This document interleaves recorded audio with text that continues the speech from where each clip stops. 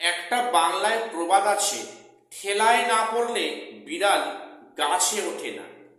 তো তেমনই অবস্থা হয়েছে স্কুল সার্ভিস কমিশনের। হাইকোর্ট এবং সুপ্রিম কোর্টের চাপে পড়ে কমিশন স্বীকার করলো যে ফাইনাল মেরিট লিস্ট একাদশ দ্বাদশে সেখানেও টেন্টেড ঢুকে আছে। এটা কিভাবে সম্ভব, আমি সে নিয়ে আজকে বিস্তারিত আলোচনায় আসছি। এবং এসএসসির আপার প্রাইমারি নতুন বিজ্ঞপ্তি আসছে ফেব্রুয়ারি মাসের সেকেন্ড উইক নাগাদ, এবং সেখানে কি মার্চের মধ্যে পরীক্ষা নেওয়া সম্ভব? সরকারের এত তোড়জোড় শুরু হয়েছে কেন, আমি সে নিয়েও আজকে আলোচনা করব। এবং আমি আজকে শেষে বলবো, যেটা আমি গত ভিডিওতে বলেছিলাম, আরও কিছু স্ট্রং পয়েন্ট আছে যে নবম দশমের যে ভেরিফিকেশন লিস্টটা প্রকাশ হয়ে থেমে আছে, সে লিস্ট থেকে আদৌ ভেরিফিকেশন হবে কিনা যথেষ্ট সন্দেহ আছে। সেখানে নতুন করে লিস্ট প্রকাশের প্রবল সম্ভাবনা তৈরি হচ্ছে। তার জন্য প্রত্যেকে আর কিছুদিন ওয়েট করো। তো আসছি আজকে সেসব নিয়ে বিস্তারিত আলোচনায়। প্রত্যেককে ভিডিওটা প্রথম থেকে শেষ অবধি দেখো। আর সবার কাছে রিকোয়েস্ট, তোমরা প্রত্যেকে চ্যানেলটা সাবস্ক্রাইব করে রাখো এমন গুরুত্বপূর্ণ আপডেট পাওয়ার জন্য। দেখো, আমি আজকে যেটা প্রথম বলি, সত্যি ঠেলায় না পড়লে বিড়াল গাছে ওঠে না। শেষ অবধি কমিশন বাধ্য হয়ে এক প্রকার স্বীকার করলো, এবং সেটা নোটিশ আকারে প্রকাশ করলো কি, যে ফাইনাল মেরিট লিস্টেও টেন্টেড ঢুকে আছে একাদশ দ্বাদশে। ভাবতে পারছো, যেখানে এতগুলো ফিল্টার প্রসেস হয়েছে, সেখানে ডকুমেন্টস ভেরিফিকেশন, এবং সেখানে হয়েছে ইন্টারভিউ, সেখানে হয়েছে ফাইনাল মেরিট লিস্ট। এবারে শুধুমাত্র স্কুল চয়েস করবে কাউন্সেলিংয়ে আর স্কুলে জয়েন করবে। এতগুলো স্টেপ কভার করলো টেন্টেডরা, সেখানে কারোর চোখে ধরা পড়লো না। এটা কি আদৌ সম্ভব, নাকি এটা অন্য কোনো খেলা? আমি আবারও বলছি, এটা আসল ব্যাপারটা কি? শেষ অবধি কমিশন মাত্র দুজনেরকে আইডেন্টিফাই করেছে যে এরা টেন্টেড। সমস্ত ফিল্টার প্রসেস টপকে এই ফাইনাল মেরিট লিস্টে এসে গিয়েছে। এটা কিভাবে সম্ভব? দেখো, কমিশন যে বিজ্ঞপ্তি দিয়ে দুজনের নাম উল্লেখ করলো, তোমাদের মনে হয় কি এখানে কি শেষ নাকি? একেবারেই নয়। তোমরা দেখো, এই দুইয়ের পিঠে কতগুলো ডিজিট অ্যাড হয়। আরো সময় কিছুদিন আগাক, দেখো কি হয়। ঠিক আছে, আমার যা মনে হচ্ছে, কিন্তু এই প্যানেলে এই ফাইনাল মেরিট লিস্টে যে সমস্ত যোগ্যরা ঠাঁই পেয়েছেন, বেসিক্যালি ইন সার্ভিসরা, আমি বলছি কিন্তু তাদের আবারও চিন্তা শুরু হয়েছে যে যেভাবে টেন্টেড এখানে ঢুকে রয়েছে, ভবিষ্যতে এই প্যানেল আবার বাতিল হবে না তো টেন্টেড ঢোকানোর ফলে?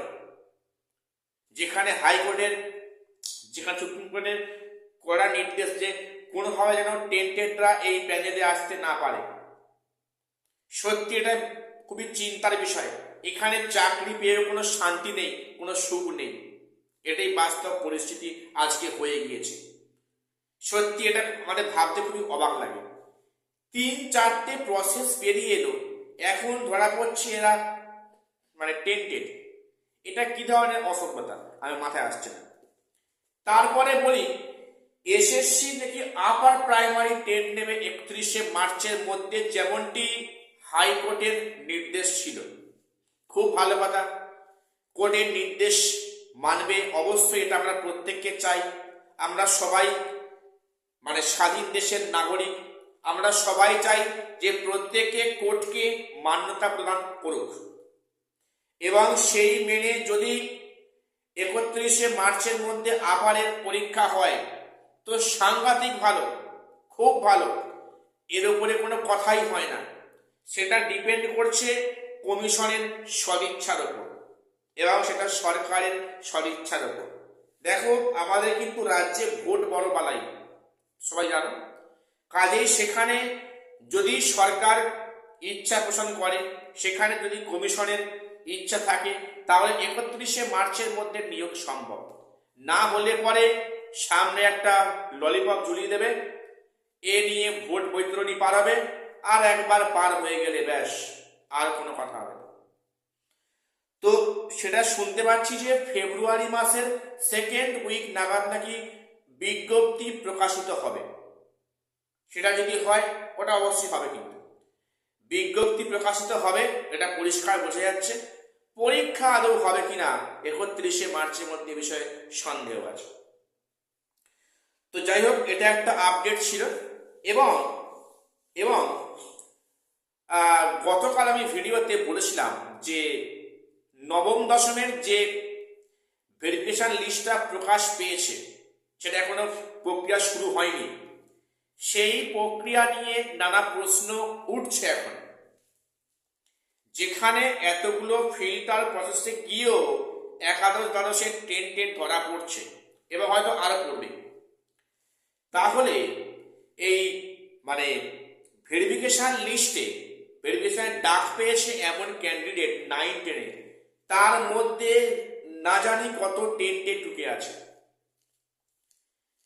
সেটা যদিও কমিশন বলেছে যে সবাইকে চোখে চোখে রাখতে, যদি কোনো লিস্টে টেন্টেড পায় যেন কমিশনকে উল্লেখ করা হয়।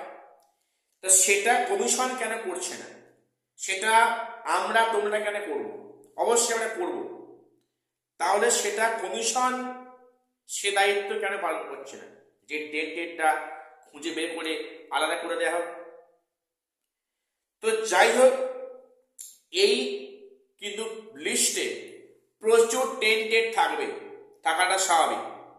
কাজেই তোমরা একটু খেয়াল রেখো যে আশেপাশে তোমাদের জানাশোনা কোনো টেন্টেড ক্যান্ডিডেট যারা লিস্ট প্রকাশ পেয়েছে তার মধ্যে কেউ এই এম প্যানেল হয়েছে কিনা একাদশ দ্বাদশে, বা কেউ ওয়েটিং এ আছে কিনা একাদশ দ্বাদশে, বা 9-10 তারা ভেরিফাইড ডাক পেয়েছে কিনা, একটু বি কেয়ারফুল। কারণ বলছি, অন্তত আমার তরফ থেকে টেন্টেডদের প্রতি কোনো সিম্প্যাথি নেই।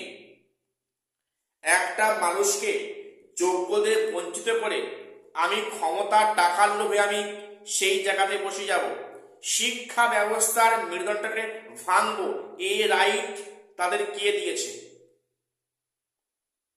শিক্ষা ব্যবস্থা নাকি ছেলেখানা নাকি? এই ব্যবস্থায় যারা টেন্টেড রয়েছে আমি তাদের তীব্র ঘৃণা করছি এবং তাদের প্রতি 0.1% সিম্প্যাথি অন্তত আমার নেই। কাজেই তোমরা প্রত্যেক খেয়াল রাখো টেন্টেড লিস্ট থেকে কেউ বা কারা এখানে ঢুকছে কিনা, একটু খেয়াল রেখো, বি কেয়ারফুল। ঠিক আছে? তো এখন যা পরিস্থিতি যে নবম দশমের আদৌ এই যে লিস্টটা দিয়েছে কল ফর ভেরিফিকেশন, এই লিস্টে ভেরিফিকেশন আদৌ হবে তো, না সেখানে নতুন করে পুনরায় লিস্ট প্রকাশিত হবে? জল কিন্তু সেদিকেই গড়াচ্ছে, আমি তোমাদের আগাম একটা ইঙ্গিত দিয়ে রাখলাম। তো আজকে ভিডিওটা কেমন লাগলো প্রত্যেকে কমেন্টসে লিখবে অবশ্যই, আর সবাই চ্যানেলটা সাবস্ক্রাইব করে দিও, কারণ তোমাদের সাপোর্ট আমার খুবই এসেনশিয়াল, খুবই দরকার।